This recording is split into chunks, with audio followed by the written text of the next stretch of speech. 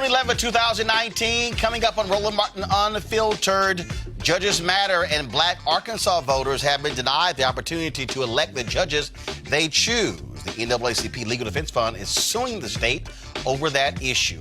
Also, in Flint, the citizens there face unreasonable water lien policies that could remove people from their homes.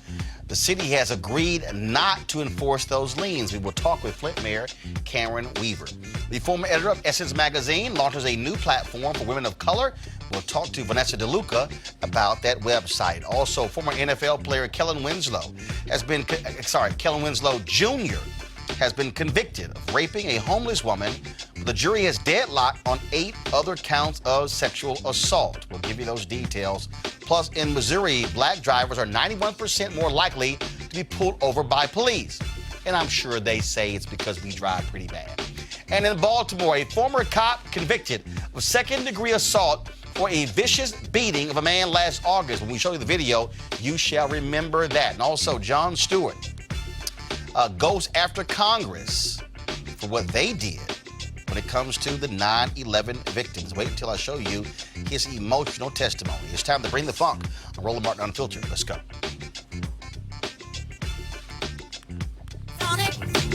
Whatever it is, he's got the scoop, the fact, the fine. And when it breaks, he's right on time and it's rolling. Best believe he's knowing. Putting it down from sports to news to politics. With entertainment just for kicks, he's rolling. Yeah, it's Uncle Roro, y'all. Yeah, it's Roland Martin, yeah. Rolling with Roland now. He's funk, he's fresh, he's real, the best, you know he's Roland Martin now.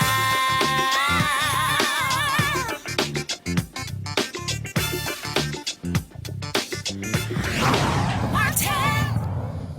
The water in Flint supposedly is good enough to drink. Residents there say that is not the case. They've also been complaining about liens being placed on their homes as a result of not paying their water bills. The NAACP Legal Defense Fund said that was wrong, and Flint Mayor Karen Weaver has agreed regarding their enforcing what they call unreasonable water lien policies that would remove people from their homes. Joining us right now is the mayor of Flint, Karen Weaver. Mayor Weaver, welcome back to Roland Martin Unfiltered. Well, thank you. I'm always glad to talk with you. So let's so exactly what's going. What was the city's policy regarding these water liens against folks' homes, and what is going to be done now? Well, you know, there had been a policy that was put in place when people got so far behind in their bills, a lien was placed on their home. And you know, I heard in your opening what you said, and you're exactly right. To me, that doesn't make any sense that we would do something like that. You know, I heard you talking about the water and what the EPA said, and we took a stance against that as well, because you know what? None of those things make any sense to do. We have not completed the lead service line replacement. We're almost through. We have about 7,000 pipes left that need to be addressed. But until those things have been taken care of, and until we know the medical community, you know, here from Flint, the physicians, the engineers, the scientists, the public health people have signed off on our water, those things will not be put in place. We are not going to enforce that. And so as a result of this, that means that if any resident has a lien against their home because of a water bill, that lien is going to be lifted by the city? Exactly, and I hope that they got the letters because we were drafting letters to send out, and we put it out in a press release also. And so, first of all, how many people are we talking about are affected by these liens in Flint? How many people are affected by the liens? Well, now, you know what? I don't have that information in front of me. But one thing we want people to know is that if they got something suggesting that, and I think that's what happened, was there was an automatic trigger where things went out. And so people thought that liens were going to be placed on their homes. And so that was when the confusion came up. And we said, we are not going to enforce that, not at all. And you talked about what is still being done there to improve, first of all, to fix the problem. If you had a percentage, so where are you? 50, 60, 70%? Oh, no, 75%? We're about 85% complete. And so our goal is to be done either by the end of the summer or early fall. So we're a year ahead of schedule. And even though I'm really proud of that, we're not there yet. And that's why I was so outraged when the EPA made the statement that the water was safe to drink from the tap. I thought, yes, we're almost completed with the lead service line replacement. The water is testing good, but we have not, and until we get every lead and galvanized pipe out of the city of Flint, how could you make such a claim until even after we get every lead and galvanized pipe out of the city of Flint and we have our people say we want to continue to see these kinds of good test results for X period of time and then they will sign off? How can you make those kinds of claims? It just seem very premature. Are you getting the full services that you need from the state and from the federal government? No. How's that for an answer in a nutshell? No. So what do you need? Here's our issue, because with all of the progress we've made, there are still homes whose the in-home plumbing was damaged, the premise plumbing. And that's what we had asked the state for right from the very beginning, was to give us, people should not have to go out and buy fixtures for their homes, water heaters that were damaged. And initially, the state agreed to that. And at first they said, we'll give you 4,000 fixtures a year over the next 3 years, which would have been 12,000, which wasn't enough, but it was better than what they did. We got 4,000 the first year, and then we have not gotten any more from them. We've been able to get other donations where we've been able to give people water heaters. But that's not enough, and that's the issue. And, when they've talked about having Flint fatigue, we say, well, what do you think we've got? And you all put us in this position, so why don't you help us finish fixing the problem and give funding for that as well? All right, then, Flint Mayor Karen Weaver, we appreciate it. Thank you so very much. Thank you. Appreciate you. All right. Thanks a lot, folks. Let's talk about what's happening in Arkansas, where the NAACP Legal Defense Fund, they are going after the state over the issue of voting. They contend that African Americans make up 16% of the residents in Arkansas, yet they've never had an African American elected to the state's highest court. NAACP has filed a lawsuit to change the way top courts are being filled. They say that the statewide election of all the judges on the state Supreme Court and the Court of Appeals violates the Voting Rights Act by denying black voters an equal opportunity to participate in the political process. The suit asks a federal judge to strike down the current election procedure and replace it with a new one. Let's bring in our panel right now. Joining me is Joseph Pinion, who is a Republican political strategist and commentator. Also, Malik Abdul, Vice President of Black Conservative Federation. Next to him is Kelly Bethea, communication strategist. And also joining with us is Mustafa Santiago Ali, former senior advisor for the environmental justice at the EPA. Folks, when you think about what's this whole issue of voting, we've always seen this. In the 70s, it was African Americans being elected citywide. They would have, and that's why they pushed towards single-member districts. But then you look at what happens here in Arkansas, but also other states as well, especially in the South, where you have significant black population, but you don't have any representation whatsoever. The reality is race is still playing a role when it comes to who gets elected and how folks are able to get over that hurdle. And I think I think, was it just last week we were talking about Mississippi, or the week before that? This seems similar to what they're challenging in Mississippi. I think I understand this one a little less because we had, they explained, I think the representative who came on to the explained the whole electoral college. I understand this particular case less. Any effort to suppress the vote, if you will, we should push back against any effort.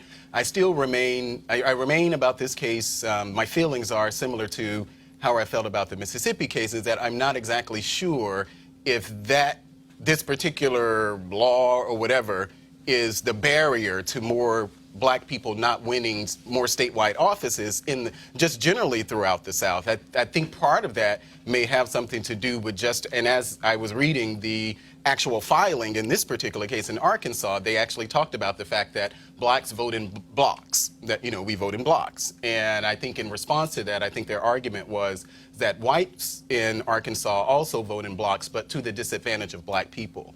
And how do we resolve that? I don't know, but any effort to actually suppress the vote, we should push back against it. No, but voter suppression is also tied to race. Right. No, absolutely. Malik, you're kind of correct in terms of the blocks. The reason why it was filed in the first place is because LDF, Legal Defense Fund for NAACP, found that Arkansas was in direct violation of Section 2 of the Voter Rights Act, and there are 3 elements that need to be met in order for them to even think about filing it. So one of them, like you said, was the majority must vote sufficiently as in a block to enable basically the voter disenfranchisement. So that's what they mean by the block.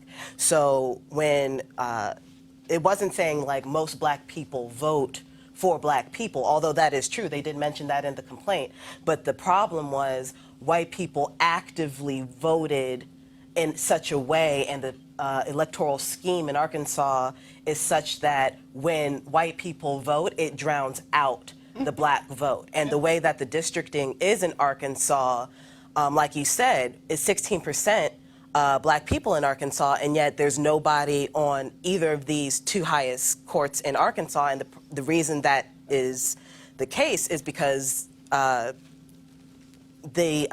Black people in Arkansas don't have really adequate representation. And that's why they want about district. I mean, Joseph, that's what Correct. the points too. I mean, again, those are the exact same things that took place all across the country when it came to county commissioners, when it came to city council members. That's why in a lot of places they had council members who were elected at large, and then that's why it was a push towards single-member districts in order for Black folks to have representation.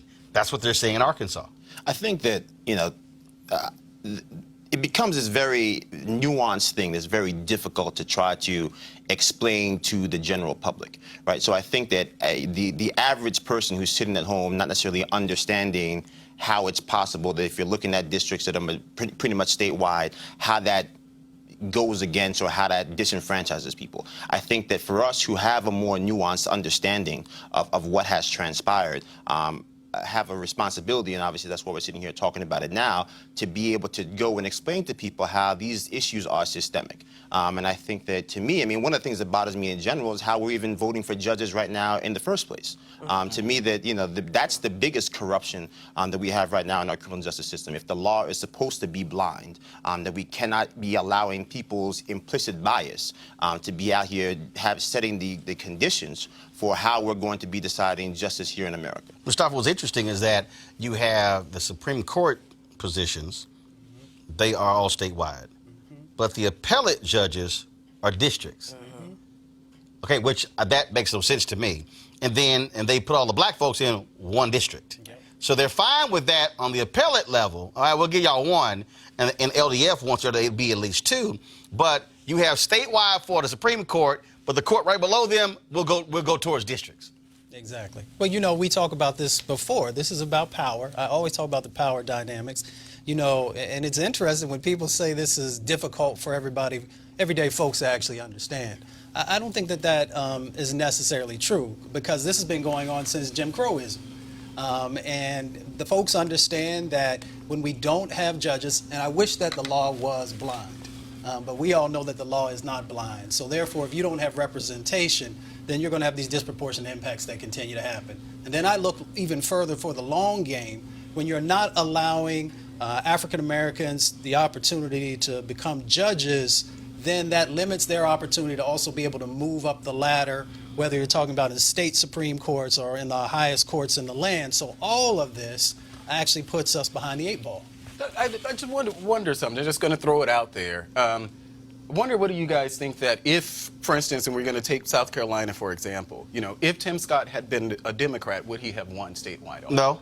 Right. So, and my point in saying this is that because there are more Republicans in South Carolina than Democrats, and then you have more white Republicans in South Carolina than so Democrats. I'm wondering if we're talking about Mississippi, if we're talking about Alabama, any of these southern states, if we had more black people who were actually Republicans running, would that change the dynamics of those that are actually in it office? wouldn't, because first of all, you're comparing apples and oranges. Senator Tim Scott is a United States Senator. You only have 2 for the state. Here you're talking about 7 Supreme Court justices. Right, but I'm wondering if they ran... No, that actually makes it even worse. The fact that you have 7 Supreme Court justices, and in the history of Arkansas, there's never been a single African American ever. So the issue to me is not even necessarily if you had more black Republicans. It also boils down to that that particular state. I mean, the reality is African Americans across the board, Republican and Democrat, have had a hard time in America being elected to statewide office. Absolutely. That's about whiteness.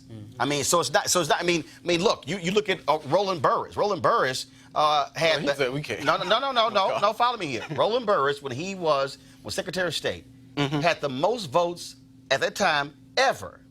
Yet when Roland Burris ran for not Senate. No, when he ran for a higher position in Illinois, did not win. He didn't run for Senate. That's right. No. I'm talking when he ran on a state level. And so you can go across the country. You had very few African Americans who've been elected statewide.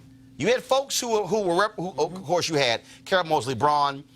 You had, of course, Obama in Illinois, United States Senate. Of course, Kamala Harris, U.S. Senate. Cory Booker.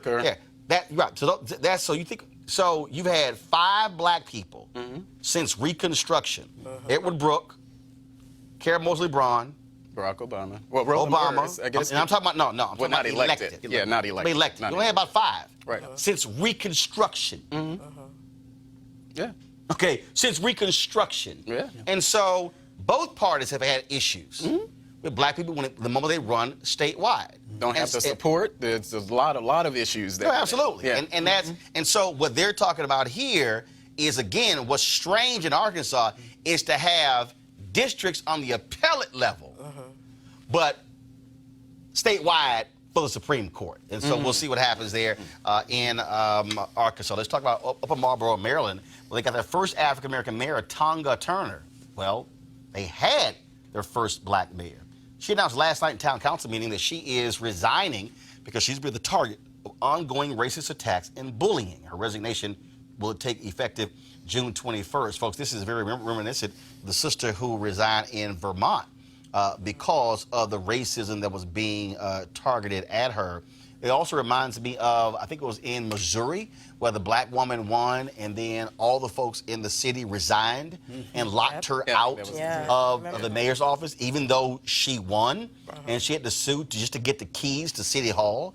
I mean, again, this might be 2019, but we're still dealing with the reality with that when you are the first in some of these places, racism will rear its ugly head. I mean, I think realistically that racism has always been alive. I think that, again, you look at, we had this whole... Well, I thought they said it well, you I know, thought they said it went away. We had this post-Obama bubble where everyone wanted to hold hands, sing Kumbaya, and said that we were living in this post-racial society. But remember, that was a media creation. With this whole deal, post-racial. First of all, black people kind of like... Right. I mean, I remember I was on CNN at the time. They kept going post-racial. I'm sitting there going, what the hell are y'all talking about? Right. Let's look at the executive suite here. We ain't post-racial. I got pulled over on the way here, right? That's what that's. So you know, that type of nonsense. So I think that realistically, to your point, obviously we still have the vestiges of our racially driven existence. They still live to this day. They're thriving. But I think that, again, I think there is a responsibility to understand that on some basic level, that's what you signed up for. That to me, if you're going to put your name forward, if you're going to be the person that assumes the responsibility to be the first, then you have a responsibility, in my estimation, to make sure that you're willing to carry that burden through. And to be, to be willing to face down those challenges, and it's going to be difficult. But I think that that's the only way they're ever actually going to find a way to get over that hump. I don't necessarily agree with you signing up to be locked out of City Hall when you've been elected to run City Hall. No, I don't think you signed up to be locked out of City Hall, but I think that you do sign up to realize that there are going to be obstacles that you're going to have to deal with. That means you're going to use whatever legal recourses you have to fight back. That means you're going to use whatever social recourses you have to fight back. But I think the notion to just sit there and say that, this is too hard, I'm out, I think that does a disservice to the individuals that even made it possible for you to get to that situation. I don't think it was that simple of a solution for them to resign. I mean, if you have every single option at your disposal, basically not at your disposal, what are you to do in that situation? And in the case of Upper Marlboro, I mean, I tell people every day, Maryland isn't as democratic as you think, depending on where you are. So this was probably a safety precaution for her. If she's feeling like she is in such a position that she cannot fulfill her duties, I don't think her running the way that she did and actually winning only to, bow out, I don't think that was an easy decision on her part at all. I think and that was the case of, again, the sister in Vermont, right, who had to step aside. And the fact that all of these people, the bigotry got so intense, she said, "I got to resign." Right. I mean, this is a safety precaution, and the fact that the people of these examples that you're mentioning are all black women, I mean, that's also something that we have to take into consideration here. Mm-hmm. We have a gender issue and a race issue here.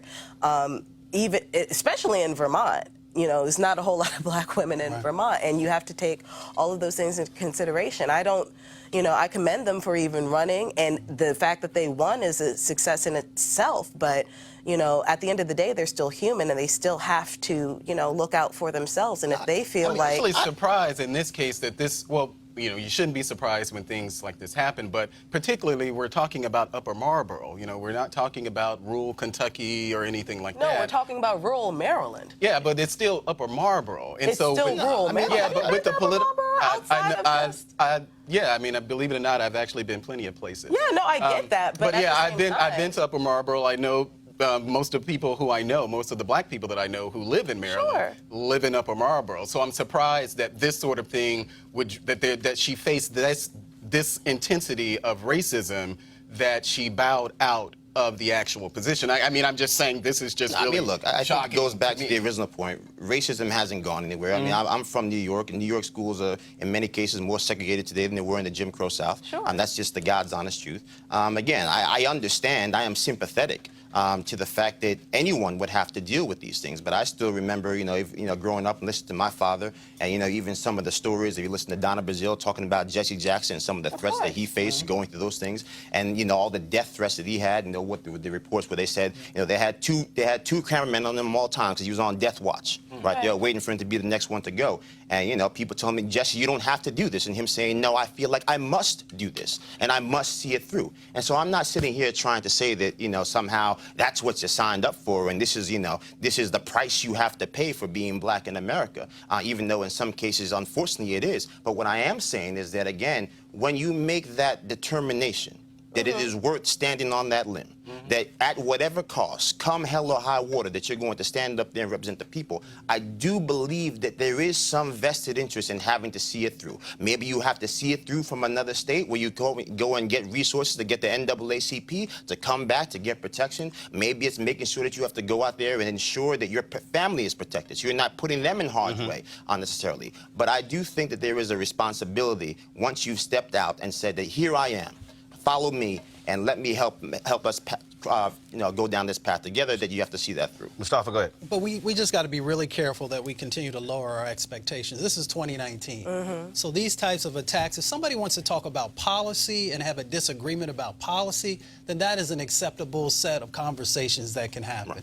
But when people move into the racial space, when people start to talk about gender or whatever it is and attack someone, then that's when we have to stand up and push back and say, this is not acceptable. This cannot be a part of the 21st century paradigm around politics. And, you know, we got to hold people accountable when they are attacking our own and folks who are trying to do the right thing. And we should do that on both sides. Oh, without a doubt. Yeah, we should actually make sure that we're rallying around people on both sides, because, you know, I'm pretty sure that Tim Scott gets a lot, you know, even for, you know, just from us. So I think we should. I'm just going to say that. Y'all just don't have that many. I mean, I'll just say this, that, you know, I I'm think just that, being black. But you don't have that many. Black people in general. That's what I mean. Yeah, I would agree. I think that, you know, we shouldn't be lowering the bar, but to that standard, I would say that, look, I don't think the bar is being lowered. I think that this is where the bar has always been. And I think that if we're really going to be brutally honest about where we've been, we as a nation have not invested the emotional capital required to make sure that we've dealt with these issues, to make sure that these issues are stricken from our society. And I think that we need to do a much better job as a community, making sure that, number one, issues like this come to the forefront. We've got a lot of foolishness that appears on the front page of the newspapers. It does not deal with this. And that's why forums like this are important. But we have to make sure that it starts with us, incumbent on us, to make sure that we're dealing with these I didn't issues. hear about this until today, and I live right in this Upper Marlboro is like down the street. That's why we exist. All right, y'all. John Stewart testified today before Capitol Hill and had some tough words for Congress when it came to the issue of health care for the folks who put their lives on the line during 9/11. Now, folks, check this out. I mean, he let Congress have it. The official FDNY response time to 9/11 was 5 seconds. 5 seconds. That's how long it took for FDNY, for NYPD, for Port Authority, for EMS to respond to an urgent need from the public. 5 seconds. Hundreds died in an instant. Thousands more poured in to continue to fight for their brothers and sisters. All right, folks, now this is how he actually opened the hearing, taking Congress to task for, let's just say, a lot of them not even showing the hell up for their job. Go watch this. I want to thank Mr. Collins and Mr. Naylor for putting this together, but as I sit here today, I can't help but think what an incredible metaphor this room is for the entire process that getting health care and benefits for 9/11 first responders has come to. Behind me, a filled room of 9/11 first responders, and in front of me, a nearly empty Congress. Sick and dying, they brought themselves down here to speak to no one. It's shameful. It's an embarrassment to the country, and it is a stain on this institution. And you should be ashamed of yourselves for those that aren't here, but you won't be. Because accountability doesn't appear to be something that occurs in this chamber. Wow. To see, first of all, you got to be an idiot if you're a member of Congress and you are on this committee and you don't show up. Yeah.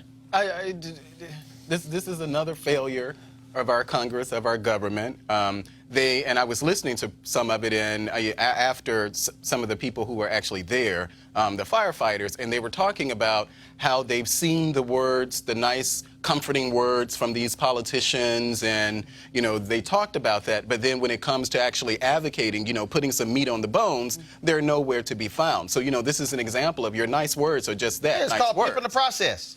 Well, what it is it's faux patriotism, part-time patriotism. And I know this intimately. I've been a first responder for natural disasters.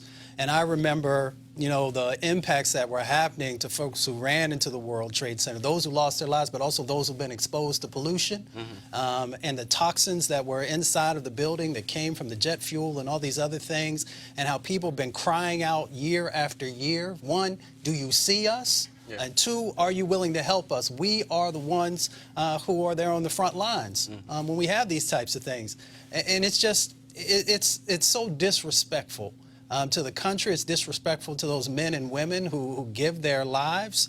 And it just goes to show you who's serious about, protecting our country, who's serious about standing up for what's right. And it's interesting, folks will get tied up in knots when Colin Kaepernick actually took a knee and they were saying that he wasn't patriotic. But when you have men and women who are getting paid to sit on Capitol Hill and not show up for these types of situations and support people, that shows you what real patriotism is all about, if you want to go from that paradigm. And according to, so this is the New York Post, the House bill in question permanently reauthorizes the Victim Compensation Fund through October 1st, 2090, which should account for the lifespan of all the children and the adults sickened by the terror attacks.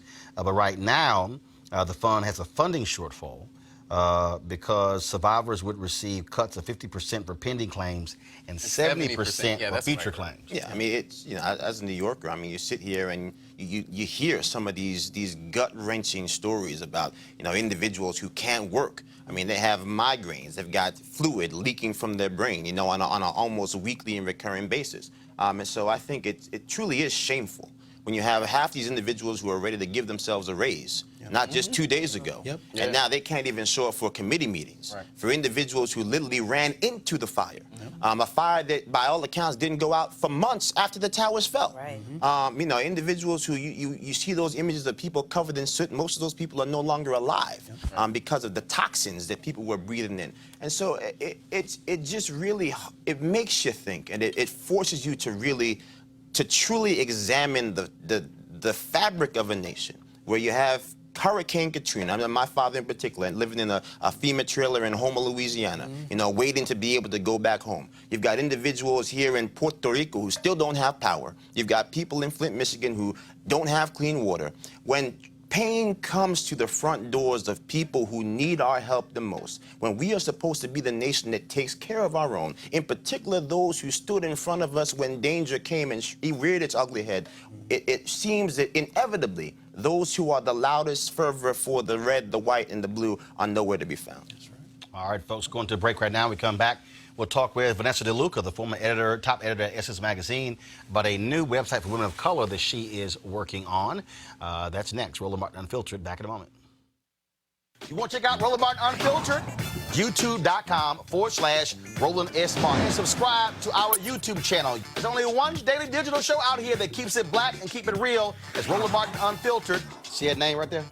Roland Martin Unfiltered. Like, share, and subscribe to our YouTube channel. That's youtube.com/Roland S. Martin. And don't forget to turn on your notifications so when we go live, you'll know it. All right, folks, they're back. MarijuanaStock.org has another great investment opportunity. If you were lucky enough to invest in their last crowdfunding campaign, they raised a lot of money in just a few months investing in legal marijuana farms. Those initial investors now own shares of a publicly traded company. And, of course, they're excited by that. Now they have a new investment opportunity that is as good, if not better, than the last. I'm talking about industrial hemp CBD. For those who don't know, the hemp plant is a cousin to marijuana, of course, and then it has a higher concentration of CBD, which means hemp CBD gives you all of the medical benefits of marijuana without getting you high. Now, until recently, hemp farming was practically illegal in the U.S. and heavily regulated by the DEA. However, that changed with the 2018 Farm Bill, making it legal to grow hemp CBD in the U.S. and creating one of the largest commodities worldwide. They need land to grow all of the plants, and this makes for an incredible investment opportunity. And that's where our good friends at 420 Real Estate come in. Their business model is simple. They buy land that supports hemp CBD grow operations and lease it to licensed, high-paying tenants. That's right, they are hemp CBD landlords, and you can get in on the action. You can invest in this crowdfunding campaign for as little as $200 up to $10,000. All right, folks, all you got to do is go to marijuanastock.org. That's marijuanastock.org if you want to get in the game. And if you do so, do it now. All right, folks, let's talk about, of course, women of color. Huge when it comes to this country. As a voting bloc in terms of activism. So you speak of African-American women, Hispanic women, Asian women as well. So a new online publication, Medium, they have launched a site called Zora. It will focus on the experiences of women of color, written by women of color. Joining me right now is Vanessa DeLuca. She is the editor-in-chief of Zora. Many of you know her, of course, as the longtime editor-in-chief of Essence Magazine. Vanessa, how you doing? I'm doing great, Roland. How are you? Doing good. So tell us what makes Zora different and unique. You know, Zora is really focused on telling thought-provoking stories about the lived experiences of women of color. And by that, when we say women of color, we don't mean just Black women. We mean all women of color. And we don't think that there's anything quite like it in this space right now, certainly not in the online community. And when we talk about, obviously you launched the site yesterday, correct? Yes. Okay, and who are you targeting? What demographic? Are you talking millennials? You talking about 25-54? Or are you talking about all women of color? We're really talking about all women of color. We hope that women will see this as kind of a lifestyle choice versus talking about a specific demographic. I mean, it really is for women who are tired of not finding thoughtful, textured content as concerns women of color. We want to discover new voices. We want to bring our different perspectives to the table. And all of that is, you know, Zora is a place where all of that can happen. And who are some of the folks have you been tapping to write for the publication?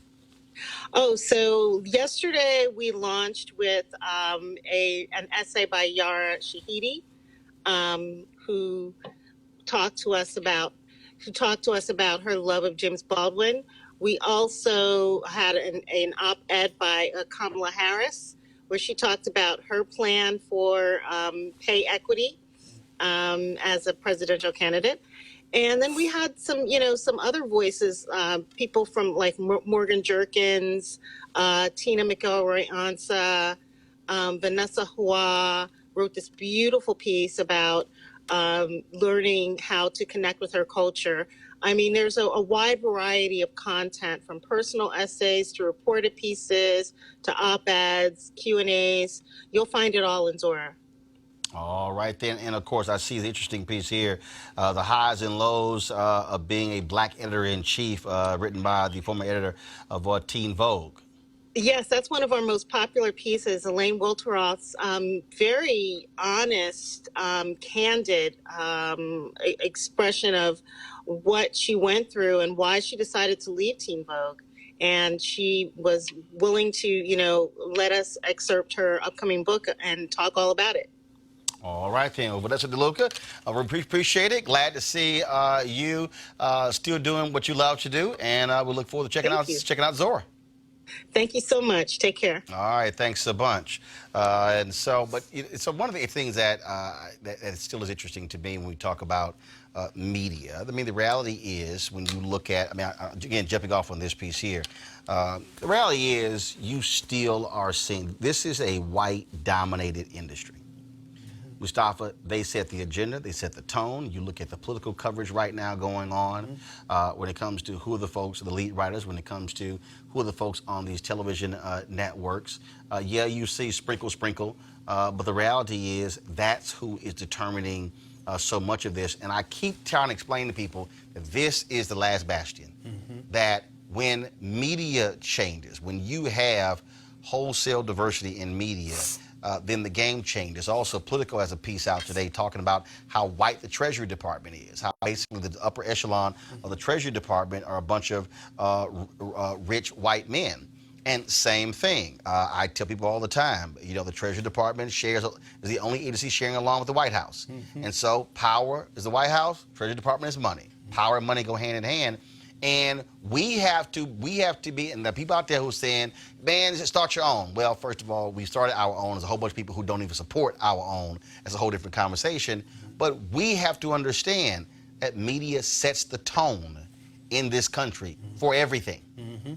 It is. I mean, it tells the narrative. It defines if you are seen in a positive light or of a negative light, if you are seen as someone that folks should be investing in. All of these various things go into that mix. And, it goes to the top And when we don't have diversity that's there, we're going to get certain types of stories. And that's why your show and others are so incredibly important, because that narrative is shared not only in this country, but it's shared around the world. And you travel internationally, and most of the panelists here do as well. And that's the first thing that people see, whatever those stories are that are being shared. So that's why it's so incredibly important for us to be not only engaged in this, creating our own, but also pushing and making sure that, that media looks like America. Pushing and make sure. That's exactly what, this reminds me of, I think back some years ago when Obama got in office, and I think it was MSNBC, they had this movement, it was called Lean Forward. And it was supposed to be their diversity movement. They had a lot of diverse, hosts and panelists on their show. No, that wasn't Lean Forward. It wasn't Lean Forward. It wasn't Lean Forward? No, Lean Forward actually came... From the book. No, Lean Forward actually came a few years later. Okay. Now there was... So here's actually what happened with that. What happened with that is, coming out of the 2008 election, CNN had the highest ratings, had the highest concentration of black viewership. I was on there. And what happened was, Obama gets elected. CNN goes back to business as usual. Okay? So all of a sudden, many of us, we were there, but not as frequent. Then the healthcare, I never forget, the healthcare conversations started taking place. Virtually no black people. And I remember sitting in the office of Jim Walton, who was a worldwide CEO. And he asked me, he said, Roland, what do you think about our healthcare coverage? I said, it's shit. He looked at me, I said, it's all process. I said, Jim, you're sitting across from a man who in 2000, Democratic National Convention, my appendix ruptures. I got to go to the hospital. I said, I spent 5 days in the hospital. I said, healthcare costs almost upwards of $100,000, had to eventually file for bankruptcy. I said, don't you think that my perspective on healthcare is going to be a hell of a lot different than the rest of these people? I said, so why am I not on the air? And so what happened was, we got to the fall, and MSNBC decided to say, oh, damn, they started upticking their numbers. Then they just started hiring all kind of black people. And they started hiring black people left and right. But I kept telling the black folks, be careful, because trust me, when Obama's done, watch what happens. Yeah, and that's what began to happen in 2015. You start seeing black folks go away, go away, go away, go away, go away, go away. And then, they still have, folks there, but it was a lot different. And you had some issues going on there when it came to how advertisers felt, or whatever it is. All those different things going on, and the dynamics changed.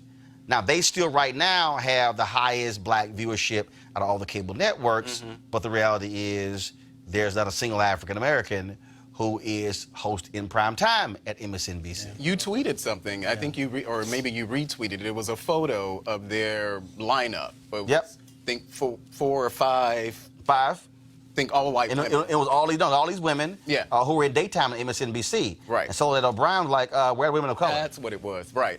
But the only woman of color who's in daytime television is Harris Faulkner at Fox News. Yeah. And just to kind of button this up where I was going, is I think this is an opportunity. So, MSNBC has the largest black viewership. I think it's incumbent upon those viewers, us, black people, to push them. You talking about? Oh, hell yeah. To push, don't just let them peddle a lot of these, politics and race things, and not that those things aren't important, but we have to push them. And with so many numbers on the MSNBC side, there's no reason that we shouldn't. We allow ourselves to get distracted, but Roland, I've been on this show many times where we've talked about this thing in media, but we have to get to a point where we're forcing these people to actually make the changes, because otherwise they're not going to do it as a favor. No, Frederick Douglass said power concedes nothing without a demand, never has, never will, and the reality is that's one of the things that we're doing with NABJ, how we are pushing hard against CNN and Jeff Zucker for having no black executives, no black EPs, no black VPs, no black SVPs, no black EVPs, no black direct reports, and they keep giving us lip service, and their answer to us is, well, we'll meet with NABJ, we're not going to meet with Roland. I'm like, well, that's cute, but I'm the vice president digital, and so we're going to be in the meeting, but they still have not answered why y'all can't find black people. why you can't promote black people. And when you talk about that photo, I'm looking for it right now, where they got criticized, again, like Soledad and others. But in fact, today, Bakari Sellers criticized, he had something to say about MSNBC because they put out a photo stating who was going to their debate moderators. Yep. And it was Lester Holt, Rachel Maddow, Chuck Todd. It was, from Today Show, Guthrie, Savannah Guthrie, and it was also from Telemundo. Why is his name escaping me? He's going to hate me for getting his name right now. Yeah. And Bakari said, I'm sorry, the biggest block of voters, the most important block of voters for the Democratic Party is black women, and there's not a black woman among the moderators. And the Democrats are mandating there has to be a person of color, there has to be a woman as a moderator in every single debate. I think also if we look at these trends here, it's not even that black people aren't in the news, is what do they allow us to speak about? Right. And so again, when you're talking about, it's not enough just to say that, oh, we had a panel that was all black and therefore we're good for a week. Right. It's a matter of saying that, look, if you don't have black voices coming to bear on the economy, we can talk about literally you can talk about GDP, but let's talk about hood economics. Does that money circulate in our community? How long does that? If you're looking for a black economist, watch this show. And pretty much. No, I mean, you're not. I mean, look, I didn't see black generals and black military people on D-Day in regular coverage. Don't give me the black economist when we're talking about black economics. No, give me the black economist who's discussing the economy. But the reality is, you don't see that because you don't have somebody. And don't give me the ghettoization of news. Don't give me CNN, the panel of when you got 4 or 5 black people up there, and then you want to be this whole messy, crazy shouting match versus a sane conversation. But that also happens because you don't have people at the top actually monitoring what's going on. So you have a whole panel of black people, and like you said, boom. But if you have, white people with the perception of what black people are, that's what's going to be on your television. So that's why shows like this are important, because you have black people at the top who actually know what black people need to see, what black people are, not a caricature, not a stereotype, but who we are. And we also don't have to be manufactured to fit a mold as to what other people think black people are. But again, it starts at the top. It starts with the executive. Look, I think that obviously, I think the media is kind of the last horizon, right? That I think that when we're able to tell our stories and preach our truth, that we'll have a better ability to have our opinions and our views and our needs met. But I think that this is not just a media thing. I think it goes to the people who are trying to start a black-owned supermarket and can't get black people to donate money to make sure that they can have a supermarket that supports black-owned businesses. It's getting us out here to say that how can we not have all the brilliant people who have gone out there and made podcasts and made NPR a whole heap of money, who then turn around and try to get out there and start their own podcast and can't get black people to tune in. And so, yes, it is systemic, and yes, on some basic level, it becomes very difficult if you don't have the resources to get those resources together. But if we're not even willing as a community to start pooling those resources for the 1 show, for the 2 shows, for the 3 individuals that we know have put it on the line for our community year in and year out, not going to happen. It's not going to happen. Point blank, period. Not going to happen at all. And they need to actually have people who really have spent some time in the communities that they talk about. When we talk about climate and environmental issues, they sometimes, on the rare occasions that they have somebody having the conversation, and folks ain't never been in one community, they ain't had one conversation with Mrs. Ramirez or Mr. Johnson, and they give this generalization, and it weakens, why we should be focused on these issues. And Roland, the other part is that this reminds me of the music business, where you had folks determining what types of music could go out and actually sort of moving our communities to, be sort of anchored to certain things without having, real representation. And I think we have to be very careful in this space. Well, it was like last night, I saw the Clarence Avant documentary, The Black Godfather. And amazing documentary by Reggie Hutland. I called Clarence coming into the office today. He said he's been getting phone calls from London, Africa. He said he ain't never got as many phone calls in his life. All the folks who saw it. But it was interesting. It was really interesting last night because that was this one particular scene where it was 5 white guys who were in the room. They were all former record label heads, major record label heads.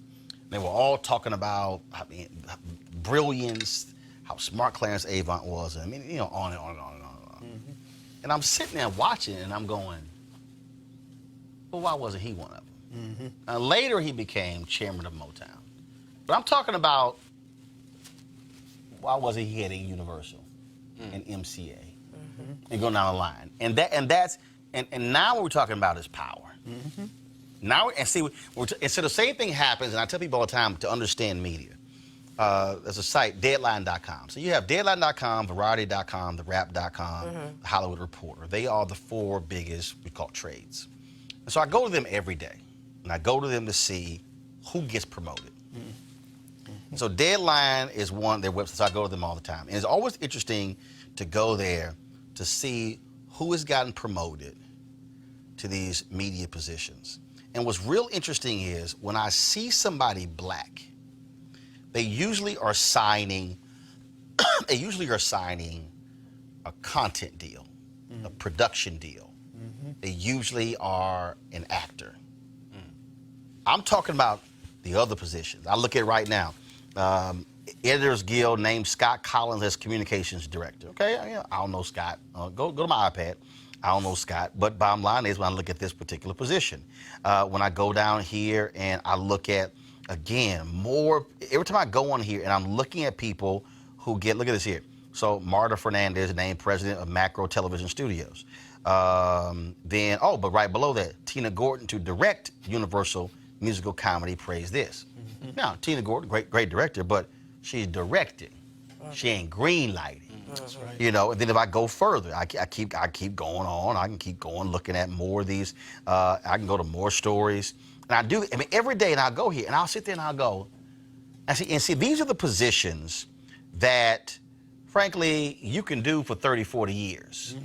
These are the positions that are the, you know, major positions when you start thinking about, when you start talking about money. When you start talking about control. Again, green lighting.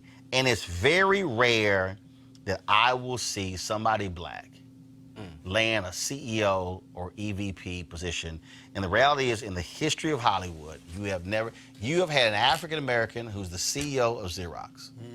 African American of American Express. The CEO of American Express.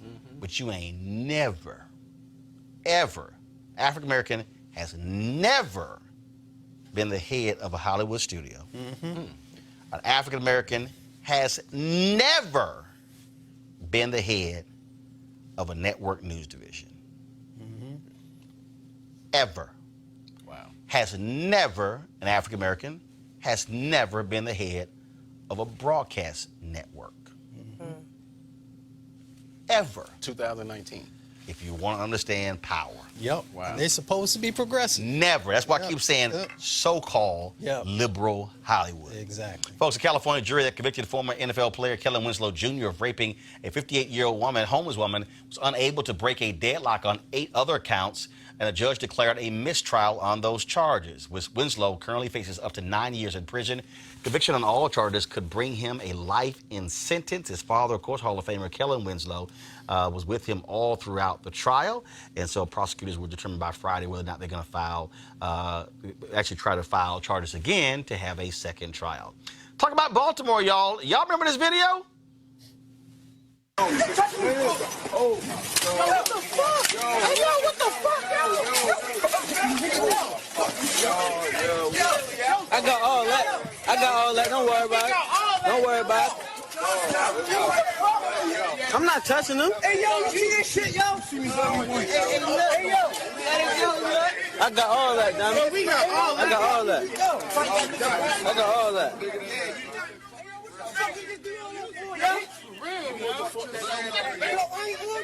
Well, y'all, that former cop that headed to jail, Arthur Williams, was convicted of second-degree assault and misconduct and not guilty of the more serious charge of first-degree assault. Really? Williams is going to be sentenced on August 9th. He faces 10 years for the second-degree assault charge.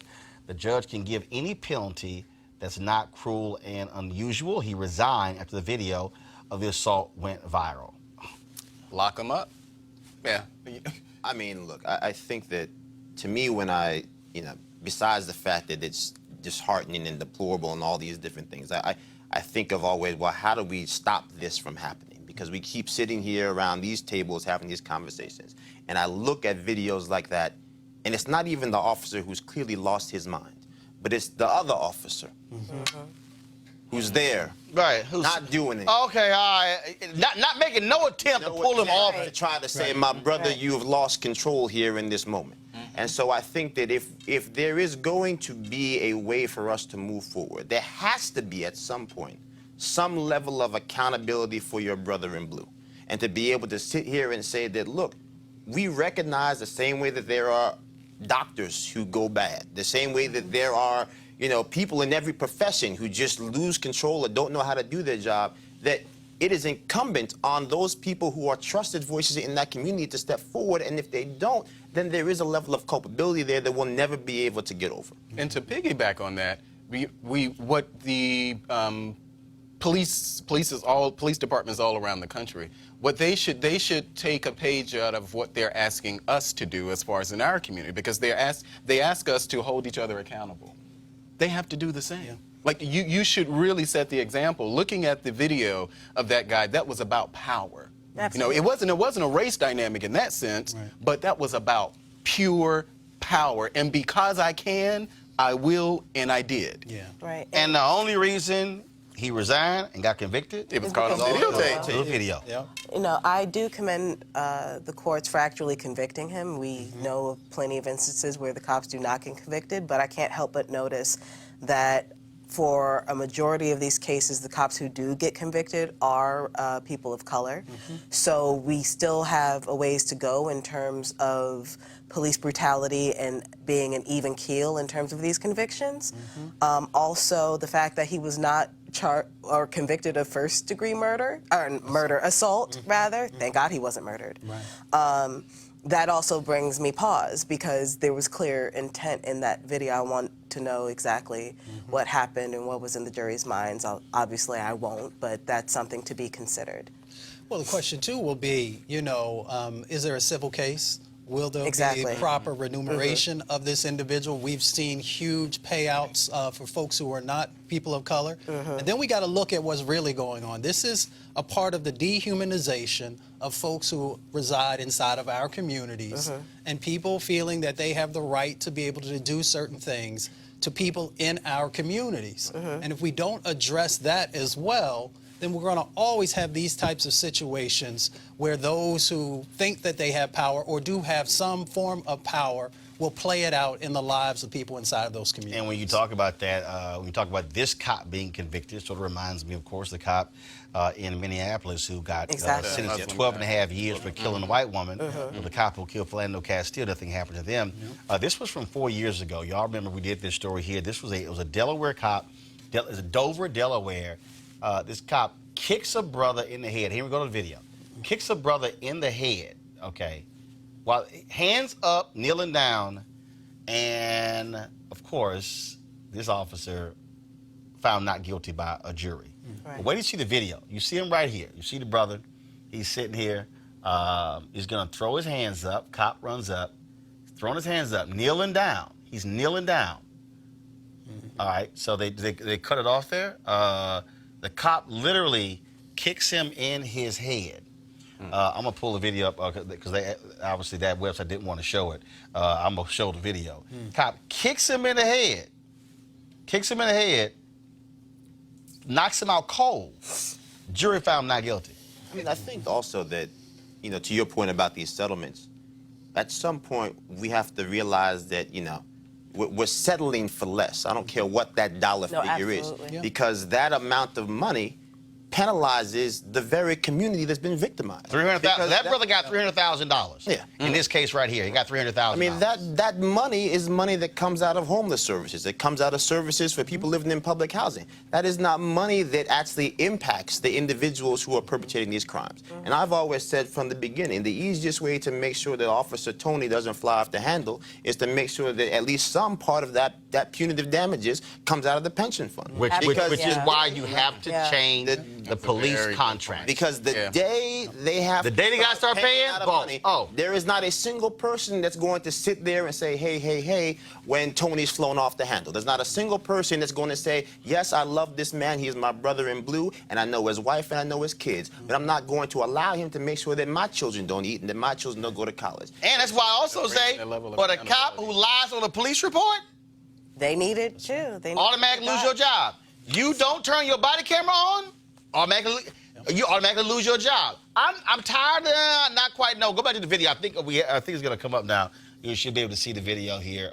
That is just crazy to me when they finally. So actually, guys, you went to a little bit. Okay, here we go. Let me pull it back. All right, so watch this here. Brother's hands on his head, going down, and the cop kicks him in his head. That's ridiculous. Knocked him out cold. The jury said he was not guilty.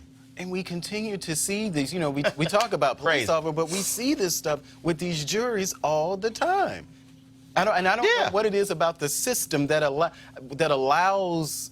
I mean, look, I don't think it's necessarily. Kelly Lynn Joseph. Oh, I'm sorry. But I don't necessarily think it is a systemic thing, absolutely. But when you talk about a jury, you're still talking about people. And when it comes to people, there's an inherent racial bias there. And there's an inherent racial bias when it comes to these cops. And not just white people. You have black folks who are juries. We give cops all kinds of leeway. Right, and when it comes to cops, and I keep saying this on this show, if you have a racial bias that you know of, or even don't know of, but you feel like you might, you don't need to be in a client-facing job. And that client could be, you know, a constituent. That client could be just, you know, a pedestrian that you're trying to protect and serve. If you feel like just looking at that person, you're automatically going to kick them in the head because all of a sudden you're afraid or all of a sudden you're fearing for your life. I mean, you see video after video, and I get to the point where just for my self-care, I can't watch these videos anymore because you see it again and again, and it is traumatizing. But if you are in a job like this, if you're a cop, you don't need to be in that kind of job. You need to find something else where your racial bias won't be, you know, inflicted upon me. What Joseph says, point blank. Once the cops got to start paying, all this stops. Absolutely. It's just the truth. And I mean, to me, also, again, as a community, saying that, look, if you're mad about this, if you're, to your point, can't watch this, I'm embarrassed to tell you how long it took me to read the new Jim Crow. I mean, to this point, I still can't bring myself to watch when will they, you know, when they see it. I still haven't seen it. Haven't I can't do watched it. It's not because it's not available, but I can't bring myself to do it because it's just too, it's a lie. The weight. But, you know, to your point, we also have, as a community, to say that, look, if you're mad, are you registered to vote? Because even if you don't want to vote, you have to be registered to vote to end up on these juries. That's right. Right. And so now if you're sitting here saying that, look, that's a whole nother conversation that we can get at and I can yell at you for. But at the very least, if you're upset about what's happening in these communities, if you're mad and tired of seeing your brothers and your sisters and your mommies and your aunties being treated as subhuman, then get off the sidelines and make sure that you're in that jury box. When those people start saying, well, the officer said this, and start poking holes in these stories. All right, folks, last story here. A report from Missouri's Attorney General shows that black drivers across the state are 91% more likely than white motorists to be pulled over by police, and African Americans are even more likely to be stopped in the communities where they live.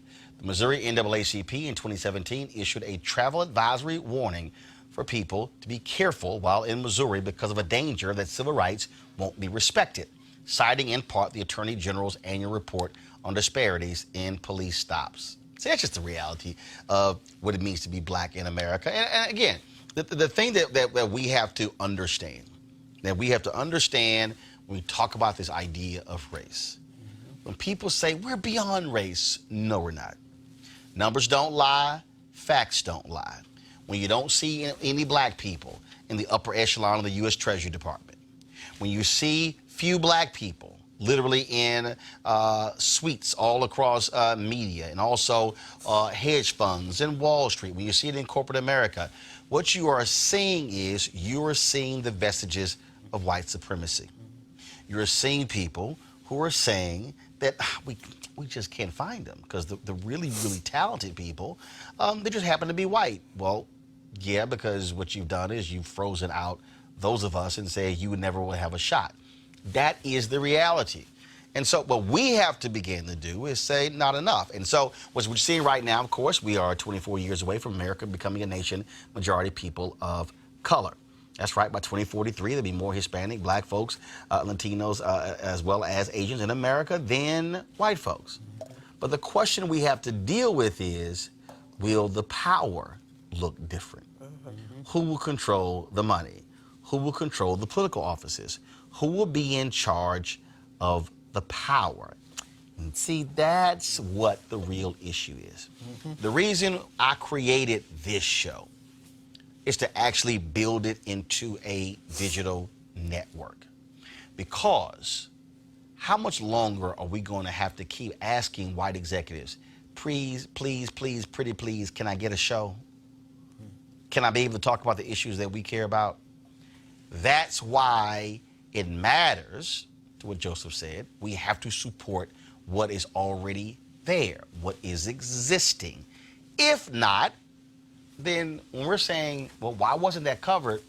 Well, who are we to blame? The reality is we have to be in a position where we are speaking with our own voice. And as the nation's first black newspaper said in March of 1827, we wish to plead our own cause, too long have others spoken for us. So the challenge for you is, how do you even in your daily life support black businesses? Do you go to black cleaners? Do you go to a black-owned bank? Do you utilize black-owned cleaning services, janitorial services, the folks who fix your car? How are you ensuring that we are making sure our dollar is being circulated and then we are supporting the very institutions that support us? That is on you. And so you got to make that call. I can't make it for you. But if you're not doing it, shut the hell up. It's as simple as that. If you want to support Roland Martin Unfiltered, go to RolandMartinUnfiltered.com. Of course, you can join our Bring the Funk fan club. Our goal is to get 1,000 new folks in our fan club this month, Bring the Funk fan club. We've got more than 2,000 right now, 2,022, so we want to hit 3,000 by the end of June. You can utilize Cash App, PayPal, as well as Square if you want to contribute. We've got some people who are giving us as little as $1, others are giving us $1,000 a month.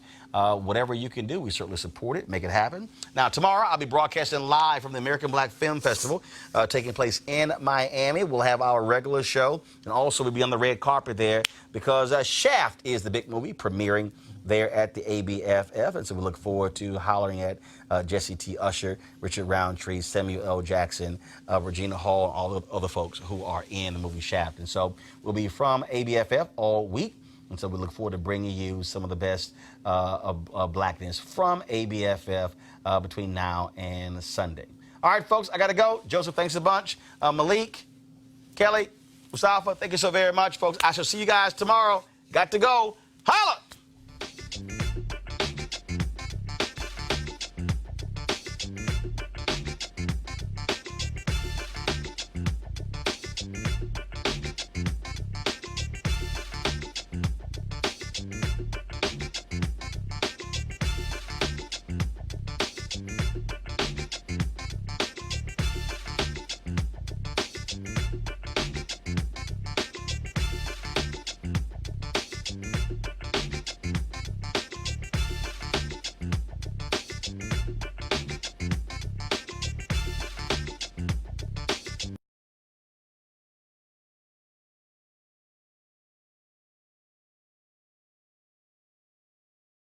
You want to support Roland Martin Unfiltered?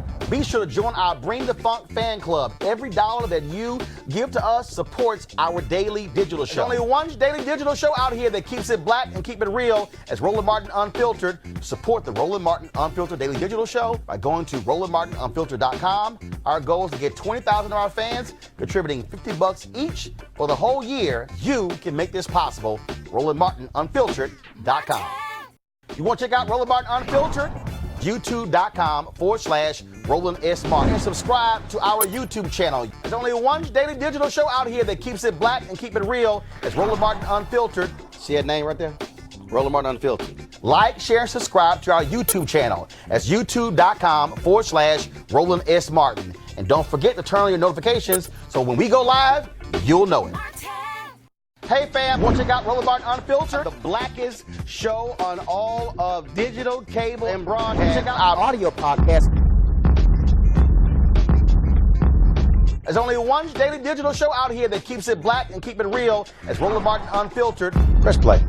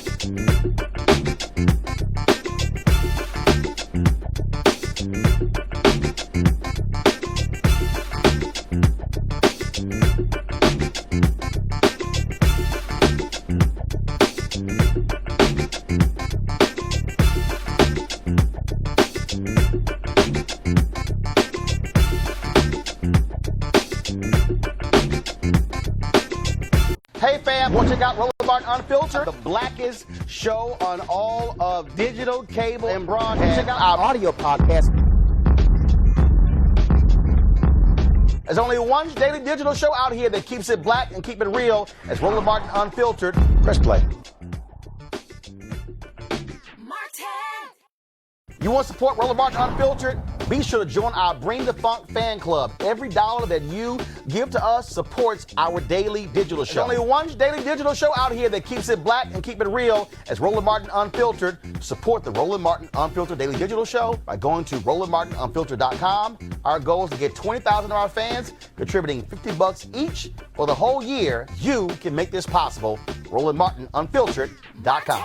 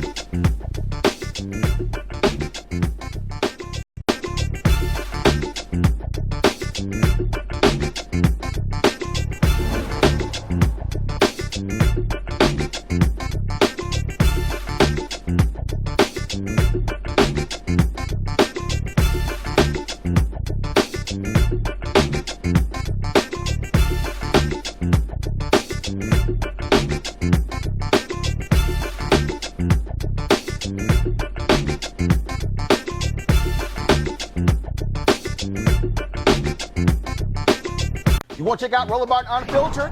YouTube.com/Roland S. Martin. And subscribe to our YouTube channel. There's only one daily digital show out here that keeps it black and keep it real. It's Roland Martin Unfiltered. See that name right there? Roland Martin Unfiltered. Like, share, and subscribe to our YouTube channel. That's YouTube.com/Roland S. Martin. And don't forget to turn on your notifications so when we go live, you'll know it.